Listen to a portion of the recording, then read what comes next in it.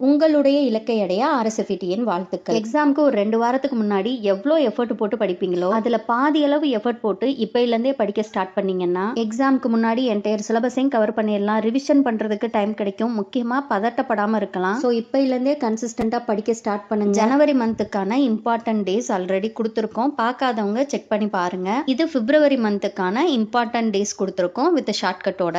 பிப்ரவரி 1ஆம் தேதி இந்திய கடலோர காவல்படை தினம். இதுக்கு ஷார்ட்கட் என்னன்னா, ஒரு காவலர் 2 கடற்கரையோட ஓரத்துல காவல் காத்துட்டு இருக்காரு. 1ஆம் தேதி 2வது மாசம். இந்த பிக்சரை ஞாபகத்துல வச்சுக்கோங்க. அடுத்தது பிப்ரவரி 2ஆம் தேதி உலக ஈர நிலங்கள் தினம். இதுக்கு ஷார்ட்கட் என்னன்னா, இந்த காத்து வாக்குல 2 காதல் படம் இருக்குல்ல, அந்த பிக்சரை ஞாபகத்துல வச்சுக்கோங்க.